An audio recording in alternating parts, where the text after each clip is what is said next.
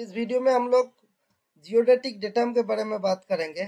बहुत मतलब widely used term, लेकिन बहुत कोहेरेंट कॉन्सेप्चुअल क्लैरिटी सभी का मैं देखा हूँ बहुत मिसिंग रहता है। कुछ भी कर लेते हैं, जैसे क्या है, क्या यूज है, वो सब चीज जानना बहुत जरूरी है। वरना जीपीएस या ग्लोबल पोजीशनिंग सिस्टम जब भी हम लोग यूज करते हैं ना, उसमें एक डेटा बोल के चीज आता है।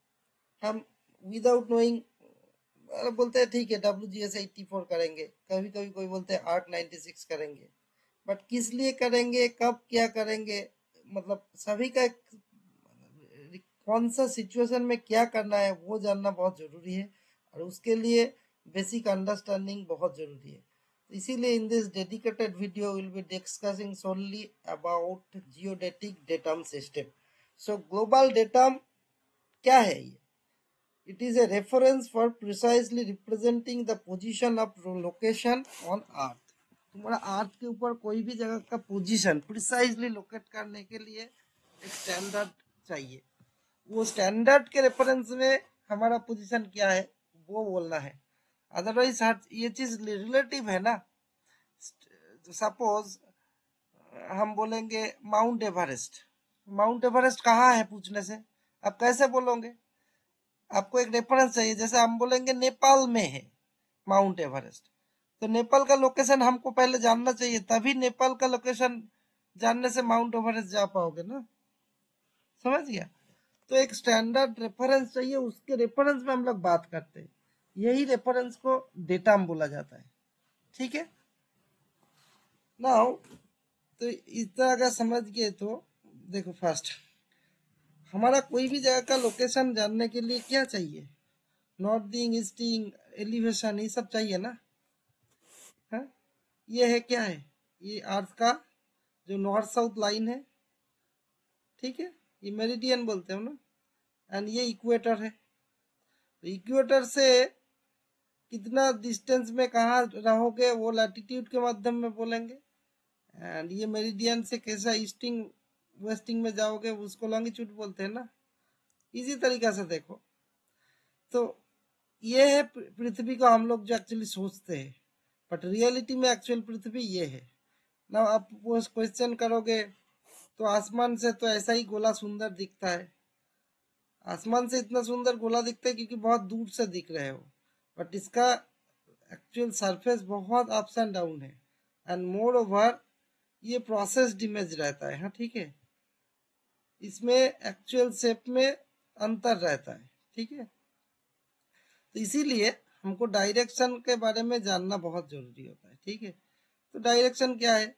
ऐसा north south east west, further north east south west, north south east, इतना सारा डायरेक्शन हम लोग जानते हैं।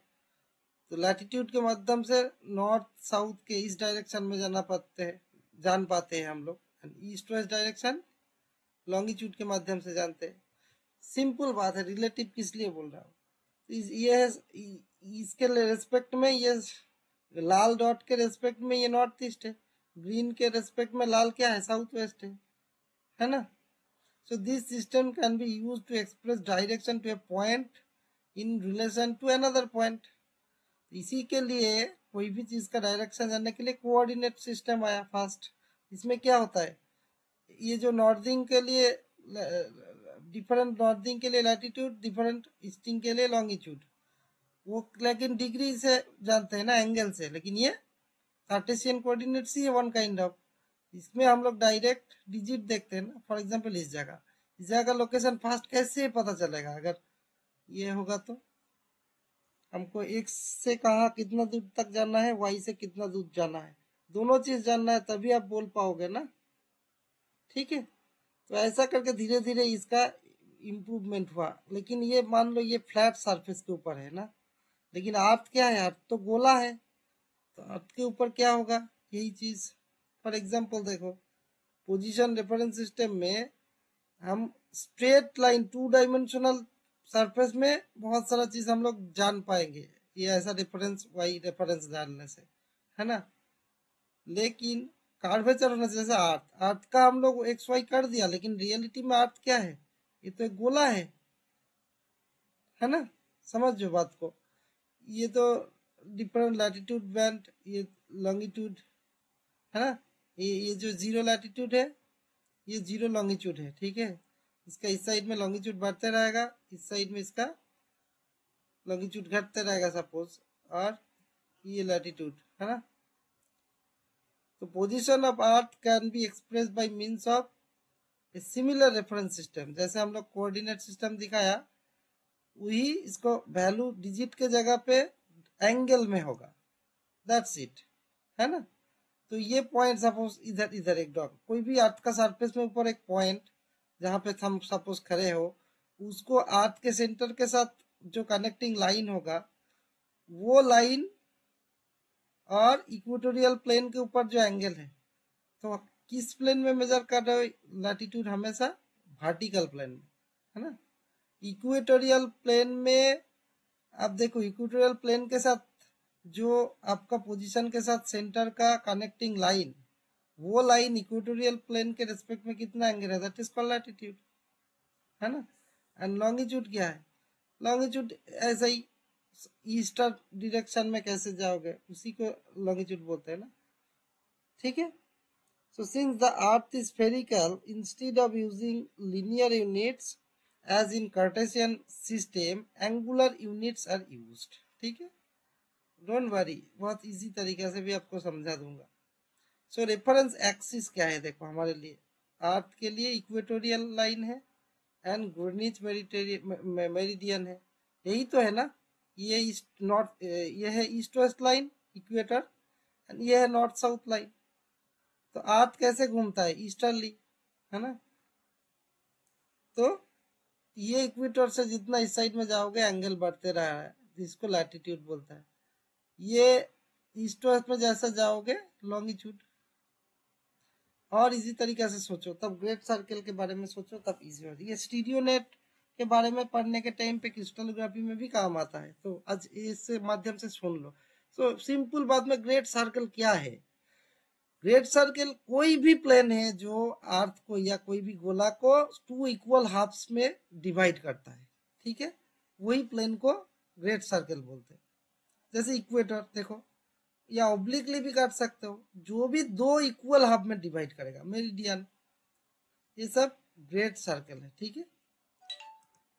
सेंटर के साथ ये देखो, plane of a sphere which passing through its centre divides it into two equal parts। Without passing centre से नहीं जाने से इक्वल कभी होगा क्या, नहीं होगा।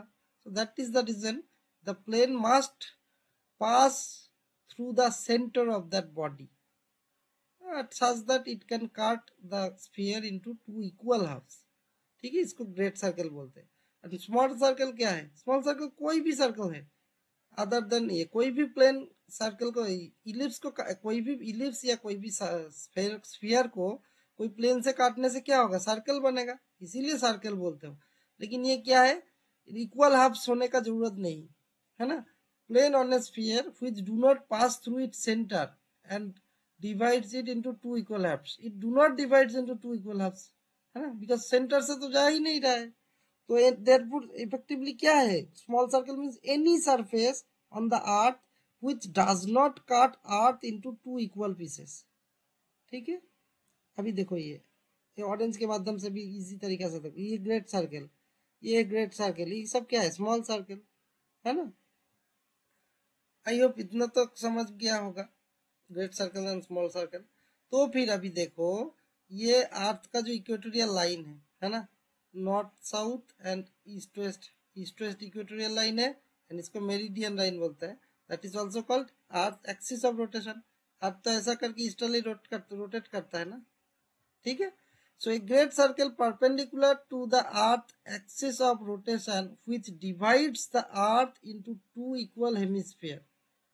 क्या क्या है hemisphere, earth axis of rotation के साथ परपेंडिकुलर में ही तो इक्वेटोरियल लाइन है ना। ये नॉर्दर्न हेमिस्फीयर, ये साउदर्न हेमिस्फीयर, ये नॉर्थ ये साउथ, है ना। Is the equivalent to the X axis of Cartesian system, it is X axis. ये नॉर्थ साउथ वाला वाई एक्सिस, नेक्स्ट में देखो ये वाई एक्सिस, ये ग्रीनिच मेरिडियन से जा रहा है, that is also called prime meridian, है ना, ये वाई एक्सिस के इक्विवेलेंट। तो सेमी ग्रेट सर्कल या ग्रेट सर्कल तुम अभी के लिए मान लो। क्यों सेमी कहते हैं कि इस पोल में कोई ये नहीं रहता, पता नहीं चलता है ना एग्जैक्टली आप मेरा दूसरा जो यूटीएम का वीडियो है ना, वो देखने से भी क्लियर हो जाता है। ग्रेट सर्कल बोलते हैं इक्वल हब्स, ये एग्जैक्टली इक्वल नहीं होता बिकॉज अर्थ का शेप क्या है, थोड़ा इनइक्वालिटी है इसीलिए।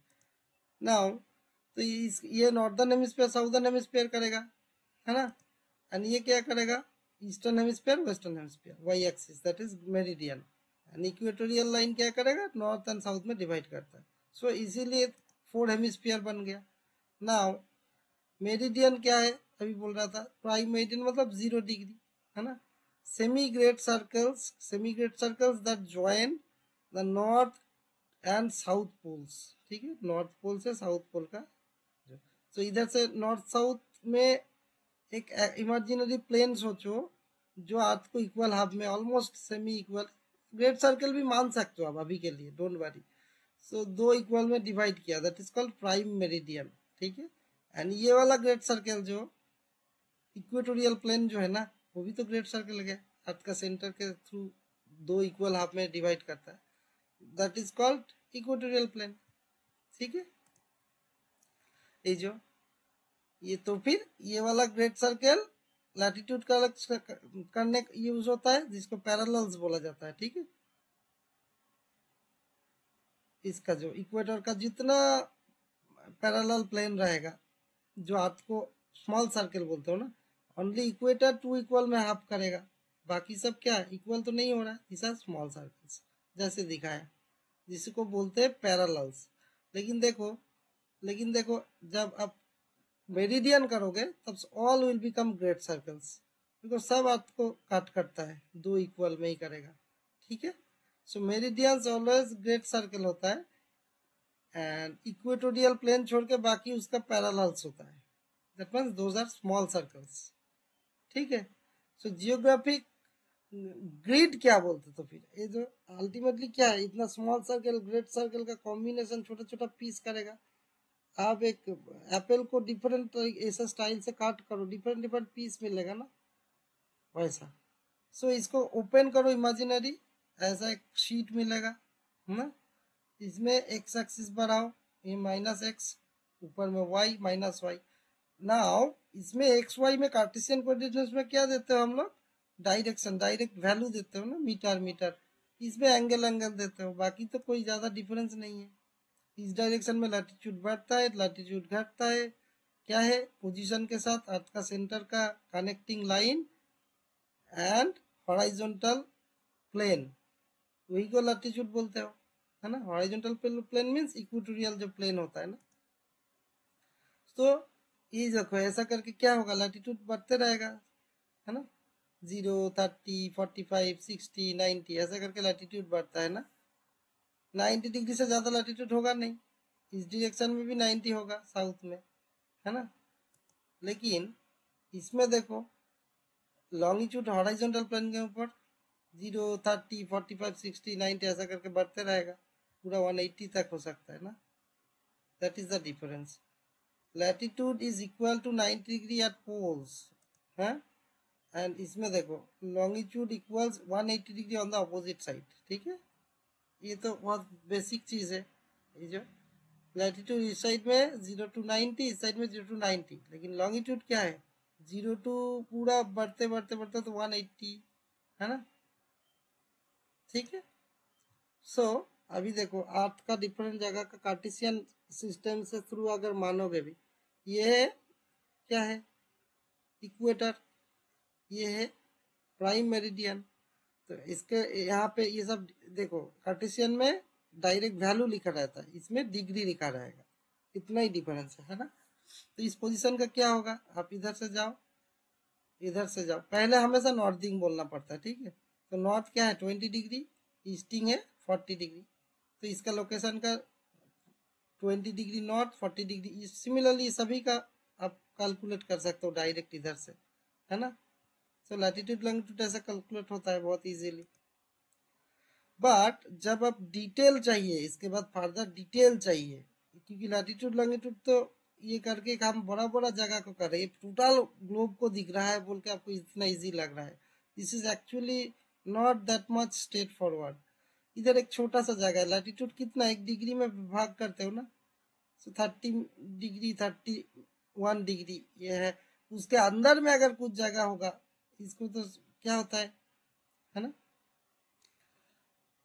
इसको क्या करोगे तब? इसके लिए फर्दर फॉर एग्जांपल ये जगह देखो, ये दोनों के बीच में इस जगह का क्या होगा तो फिर, है ना। तो इसके लिए क्या करता है, फर्दर इसको मिनट और सेकेंड में डिवाइड किया जाता है। 1 डिग्री मतलब 60 मिनट एंड 1 मिनट मतलब 60 सेकेंड। सो अकॉर्डिंगली ये देखो ये और फर्दर सब डिवीजन हो गया, 11 डिग्री 1 मिनट 2 मिनट करके, उसके अंदर में सेकेंड रहता है 60 सेकेंड। तो वैसा करके आप पूरा लोकेशन को आप आराम से कैलकुलेट कर सकते हो।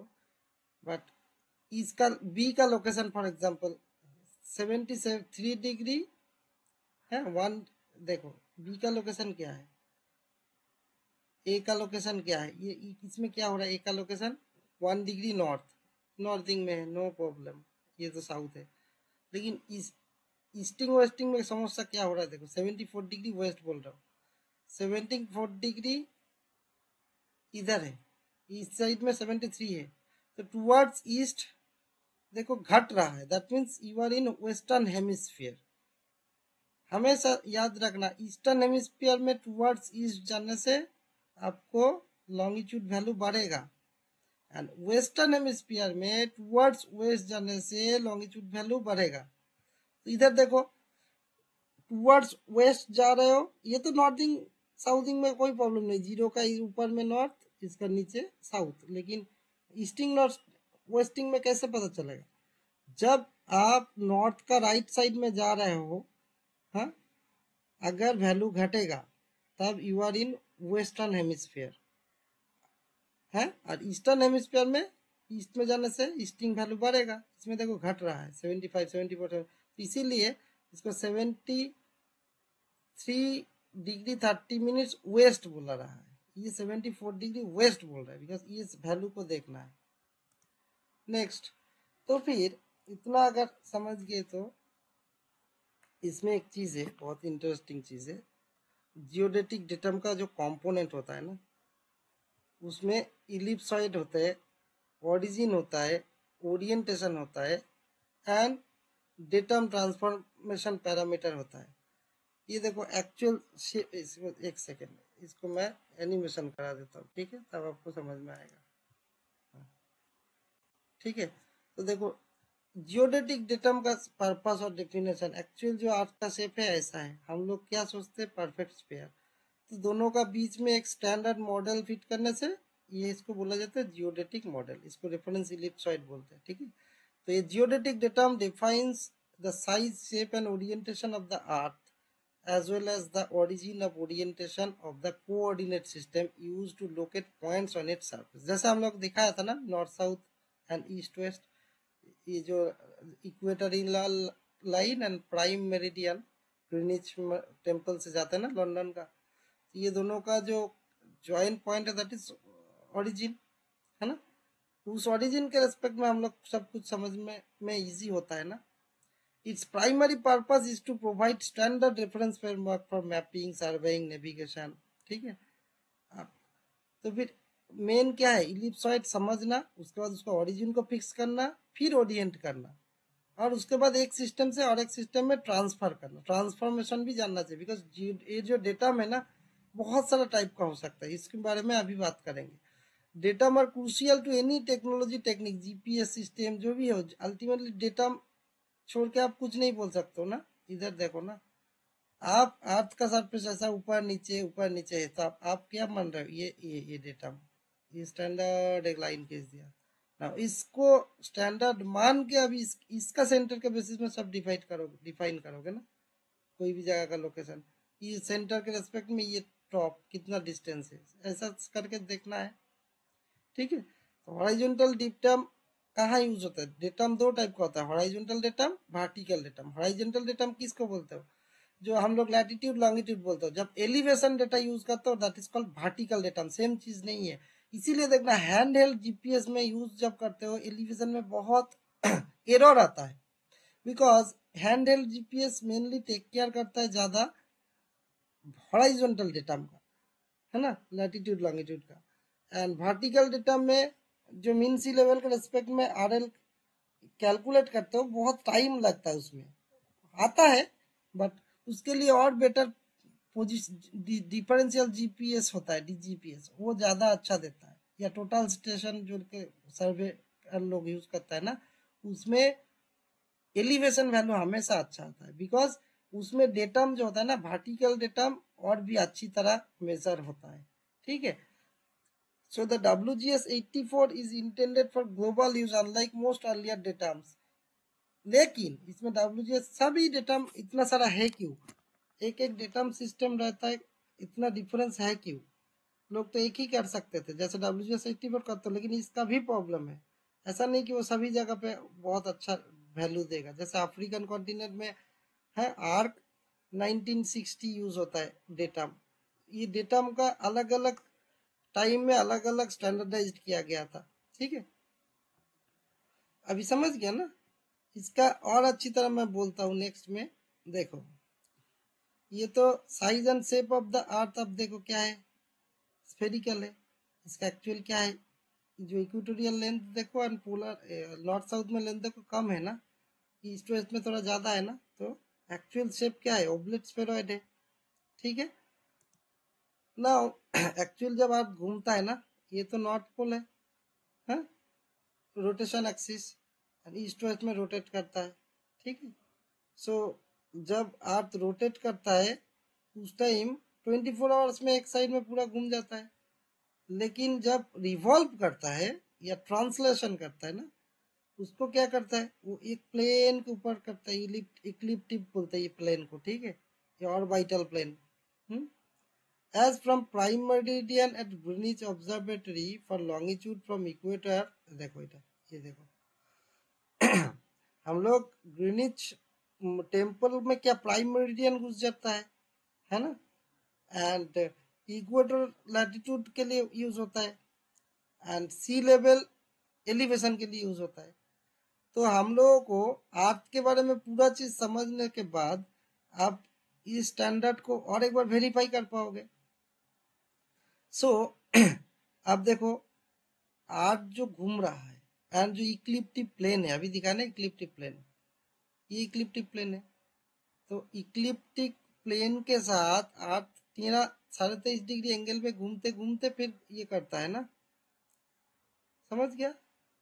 आई थिंक ये देखो अर्थ अर्थ का इक्लिप्टिक प्लेन ये है ना, तो ये इक्वल है अर्थ को डिवाइड कर रहा है ना, लेकिन अर्थ घूमता कैसा है, 23.5 डिग्री एंगल में घूमता है ना ये, ठीक है। The inclination is 23.5 degree. So the axis of rotation inclined in relation to the ecliptic plane. ठीक है। Now इसी के लिए इक्विनॉक्स एंड जितना जो समर सीजन चेंज होता है ना, सोलिस्टिस इसीलिए होता है ना। आज साल में 2 बार क्या होता है, बहुत क्लोज आ जाता है इधर इक्विनॉक्स, सोलिस्टिस ये बहुत दूर में होता है। तो इक्विनॉक्स में क्या होता है, इक्विनॉक्स में ये तो फोटो देखो ना, इक्विनॉक्स में नजदीक हो जाता है, ठीक है, बहुत नजदीक हो जाता है सूरज से, तो ये गर्म के टाइम पे होगा, क्योंकि सूरज नजदीक होगा मतलब गर्मी आएगा। एंड सॉलिस्टिस कब होगा, जनरली विंटर के टाइम पे होगा। Now time of the year when sun is nearest to the equatorial plane giving equal length of the day and night, that is called equinox equal. And solstice क्या है, when sun is farthest, है ना, तो resulting in long night and days, क्योंकि घूमने में time लगेगा ना ज्यादा, दूर से बड़ा पाथ में तो घूमेगा, ठीक है। सो जनरली मार्च 21 सितंबर 23 इस टाइम पे इक्विनॉक्स होता है, एंड जून एंड दिसंबर में सोलिस्टिस होता है, ठीक। सो हॉरिजॉन्टल एंड वर्टिकल डेटम का भी इंपॉर्टेंस देखो। There are hundreds of local horizontal datums around the world, usually referenced to some convenient local reference point, ठीक है। तो horizontal datum and vertical datum के बारे में जानने के पहले हम लोग WGS84 को देख लेते हैं। ये देखो, इधर WGS84 एक स्टैंडर्ड, सपोज मान लिया इधर एक पॉइंट रेफरेंस हम लोग फिक्स कर दिया, वर्ल्ड में सभी जगह के लिए एप्लीकेबल होगा, लेकिन लोकलाइज जगह के लिए देखो ARC 9060 क्यों अच्छा होता है वो बोलता हूँ। देखो WGS84 के रेस्पेक्ट में ये लोकेशन L1 L2 कितना दूर है, तो जब एक्चुअल डिस्टेंस देखोगे ज़्यादा कुछ वेरिएशन नहीं देगा। हालांकि फर्दर डिटेल स्टैंडर्ड और एक रख दिया स्मॉल स्केल में, देखा एक्चुअल देखो कितना अच्छा रिजोल्यूशन दे रहा है। L1 L2 के पास इतना ज़्यादा डिस्टेंस दिखा रहा है। सो लोकलाइज्ड स्टैंडर्ड, लोकलाइज डेटा हमेशा इंपॉर्टेंट हो जाता है। ऐसा नहीं कि WGS84 हमेशा स्टूपिड, मतलब हमेशा कोई भी जगह पे ब्लाइंडली आप यूज कर लिया, ऐसा नहीं है। ठीक है, सभी का अपना अपना इम्पोर्टेंस है। ठीक है, so there are hundreds of local horizontal datums around the world, usually reference to some convenient local reference point. देखा, a vertical datum is a reference surface for vertical position such as elevations. कभी कभी mount Everest भी use होता है reference के लिए, mean sea level. Datum shift between two particular datum से अभी दिखा है ना। सो जैसे कि अभी WGS84 दिखा है एक सिस्टम, वर्ल्ड जियोडेटिक सिस्टम, और एक है ARC 1960 सपोज, ये दोनों में बहुत अंतर होता है। सेम जगह को ये 200 मीटर इंटरवल में दिखाएगा। The datum shift between two particular datums can vary from one place to another within one country or region and can even anything from 0 to hundreds of meters or several kilometers for some remote islands. ठीक है, so the North Pole, South Pole and Equator will be in different position on different datums. For example, इधर एक Africa में Tanzania में जेगा बोल के जगह है। ठीक है, there is 200 meters difference between GPS coordinates configured in WGS84 and ARC 96, which is an unacceptably large error for some applications such as surveying or site location or certain PML PL localization, जिसको हम demarcate करेंगे। 200 metre मतलब explosion में बहुत बड़ा बात हो जाएगा ना, स्पेशली अगर कुछ स्ट्रक्चरली कंट्रोल, बहुत गोल्ड मिनरलाइजेशन का सपोर्ट एक्सप्लोर कर रहा है, बहुत बड़ा ब्लंडर हो जाएगा। सो इसीलिए ये सब चीज़ में ARC 9060 should be preferred, because वो लोकलाइज्ड है, वो ज़्यादा बेटर रिजोल्यूशन देगा। बिकॉज द इलिप्सॉइड और geoid differs between datums along with their origins and orientation in space. The relationship between coordinates referred to one datum and coordinates referred to other datum is undefined and can only be approximated. So using local datums, the disparity on the ground between a point having the same horizontal coordinates in two different datums could reach kilometers if the point is far from the origin of one or both datums, and this phenomena is called datum shift. ठीक है, सो आप एक ARC 9060 में जो value दिखाएगा same late long बोल रहे हो, लेकिन जब प्लॉट करोगे एंड WGS84 करके सपोज प्लॉट कर रहे हो, दो सेम जगह पे नहीं आएगा। ये दोनों के डिफरेंस 200 मीटर तक या कोई किलोमीटर तक कभी कभी हो जाता है। तो यही घटना को डेटम शिफ्ट बोलते हैं। तो इसीलिए इसको एक दूसरे का डेटम को कन्वर्ट करना पड़ता है। कुछ एग्जाम्पल देख लो, अभी मैं जस्ट एग्जाम्पल दिया। वर्ल्ड जियोडेटिक सिस्टम का भी इवोल्यूशन है, वो पहले 60 में हुआ था, 66, 1972, फिर 1984। 1984 को लेटेस्ट माना जाता है, वही सबसे ज्यादा यूज होता है वर्ल्ड वाइड GPS डिवाइस या जो बहुत सारे में यूज होता है। और एक उसका क्लोज प्रॉक्सिमिटी में होता है नॉर्थ अमेरिकन डेटम, सिमिलर होता है ऑलमोस्ट WGS84 का। नॉर्थ अमेरिकन डेटम 27 और एक होता है। ये सब रीएडजस्टमेंट बहुत होते रहता है। ठीक है, तो आप चाहे तो पॉज करके देख सकते हो, इतना सारा टाइप का होता है। So datum conversion is the process of converting the coordinates of a point from one datum system to another. लेकिन माइंड इट, डेटम कन्वर्शन में frequently be accompanied by a change of map projection. Naturally Africa में जिस type का, Africa क्या है आपको equatorial जगह पे है ना, तो इस जगह पे किस टाइप का प्रोजेक्शन ज्यादा होगा, सिलिंड्रिकल प्रोजेक्शन ज्यादा होगा, है ना। जैसे प्रोजेक्शन का मेरा एक वीडियो है, मैं इसको टैग कर दूंगा। जैसे मिड लैटिट्यूड में क्या होगा, कोनिकल प्रोजेक्शन होगा, एंड पोल में क्या होगा, प्लानर प्रोजेक्शन होगा। तो सेम WGS84 सभी जगह पे थोड़ा ही होगा, यूटिलाइजेशन नहीं हो पाएगा। WGS84 मिड लैटिट्यूड में शायद सबसे ज्यादा होगा यूज अच्छी तरह, क्योंकि वो सबसे ज्यादा एरिया कवर करेगा। एनीवे लेकिन ओवरऑल रिप्रेजेंटेशन होता है WGS84 का है, लेकिन because earth is an imperfect ellipsoid, local datums can give a more accurate representation of some specific area of coverage than WGS84 can, जिसको मैं अभी दिखाया। ये जो WGS84 इतना दूर से दो चीज को मेजर कर रहा है, उसके रिस्पेक्ट में ये दोनों का अंतर कुछ भी नहीं दिखेगा, बहुत कम।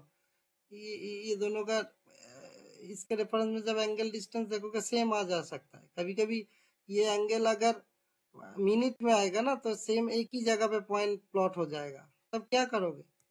लेकिन जब आर्क 90-60 करोगे तब ये बहुत अच्छी तरह आप दिखा पाओगे। यही चीज मैं समझाने का कोशिश कर रहा हूँ बहुत इजी तरीका से।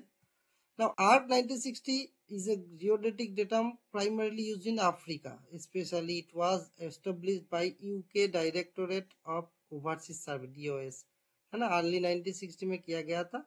इस जगह का बेसिस क्या था ना, रेफरेंस इलिप्सॉइड बनाया गया था, approximate shape of the earth surface on Africa, Africa specific उस जगह का क्या कर्वेचर था उसके बेसिस में। ठीक है, सो इस जगह में WGS84 is less preferred because देखो आर्क 9060 का इलिप्सॉइड जो है ना वो based on Clarke 1880 ellipsoid which is an approximation of earth shape, and this ellipsoid has specific parameters that define the size shape such as its semi major axis and flattening and origin. देखो ये सबसे important है, ये जो कोई भी datum का ना ऑरिजिन समझना चाहिए। जैसे हम लोग normal vertical and horizontal datum जहाँ पे इक्वेटोरियल लाइन एंड हमारा मेरिडियन कट कर रहा है ऑरिजिन, ऐसा हर एक सिस्टम का एक ऑरिजिन पकड़ना पड़ता है। ठीक है, वो ऑरिजिन के रेस्पेक्ट में सभी जगह का एंगल ये होता है ना। So known as geodetic datum origin, जिसको जो हम ऑरिजिन बोलने का मतलब वही जियोडेटिक डेटम का बोल रहा हूँ। Located at the centre of reference ellipsoid, हमारा जो आर्क 9060 का जो इलिप्सॉइड है उसका सेंटर में। ठीक है, this serves as reference point from which all coordinates within the datum are measured, and orientation of Arc 96 datum is based on prime meridian. ठीक है, प्राइम मेरिडियन तो जो WGS84 में भी सेम होता है, लेकिन ऑरिजिन थोड़ा डिफरेंट है WGS84 एंड आर्क 1960 में। ये अफ्रीका में ही है, नजदीक से दिख रहा है तो अफ्रीका के लिए बेटर है। एंड WGS84 का भी देखो उसका अलग से इलिप्सॉइड है, WGS84 इलिप्सॉइड। ठीक है, इसका ओरिजिन देखो, ये एक्चुअली अर्थ का सेंटर ऑफ मास को यूज करता है। ठीक है, एंड इसके लिए भी ओरिएंटेशन क्या है, Greenwich meridian. So finally accuracy and precision को देखोगे ना, WGS84 is generally considered to have higher accuracy and precision compared to ARC 1960. But point is that ARC 1960 globally use के लिए तो है भी नहीं। अफ्रीका के लिए जब देखोगे, अफ्रीकन कॉन्टिनेंट के लिए ARC 96 का बेटर हो जाता है। ठीक है, ARC 9060 may have variations in accuracy depending on specific regions, जैसा बोल रहा हूँ स्पेसिफिक रीजियंस। तो अफ्रीका में क्या होता है ना, पूरा उल्टा हो जाता है। अफ्रीका में ARC 1960 का सेम चीज है ना, ये जो फोटो में किया WGS84 के रेस्पेक्ट में L1 L2 इतना दूर है, बिकॉज ये सपोज मान लो अफ्रीका, ये WGS84 इधर है। अगर ARC 94 के रेस्पेक्ट में दूर चले जाओगे उस जगह का वो अच्छा नहीं कर पाएगा रेफरेंस सिस्टम सपोज, है वैसा करके समझने के लिए। तो इसीलिए ARC 9060 का accuracy depending upon the specific region and quality of the surveying data available, इसके बेसिस में ये होता है। ठीक है, एंड मोर ओवर अफ्रीका में क्या है ना, पुराना सा जो विंटेज काम होके आया है सब ARC 9060 में ही सब कुछ अवेलेबल है उस टाइम से। तो अभी WGS में 84 में कन्वर्ट करने से सब डेटा में एरर भी आ जाएगा। ठीक है, and purpose and use cases, जैसे ARC 1960 was primarily intended for mapping surveying applications within the regions where it was adopted. It may still be used for legacy projects where specific historical data is required, and WGS84 is widely used for various purposes including GPS positioning, satellite navigation, cartography, geospatial analysis, है ना, due to global coverage and compatibility with modern technology, सबसे important. So ऐसा करके देखने से WGS84 versus arc 96, ऐसा कोई ये थोड़ा ये दोनों में लड़ाई कुछ नहीं है, दोनों का इम्पोर्टेंस है। WGS84 बहुत मॉडर्न टेक्निक से बनाया हुआ है, बहुत सारे इक्विपमेंट में वही फंक्शन करता है, लेकिन आर्क 9060 का भी इम्पोर्टेंस है, इम्प्लीकेशन है, एंड स्पेशली अफ्रीकन कॉन्टिनेंट के लिए आर्क 96 बहुत प्रेफरेंस में रखा जाता है। So I hope you understood why WGS84 is most globally used, because it is latest updated, and apart from that also इतना सारा डेटा है, देखो सभी डेटा का अपना अपना स्पेसिफिकेशन है, अपना अपना स्पेशल सर्कमस्टेंसेस में यूज भी है। Okay, so this is the end of this video, thank you.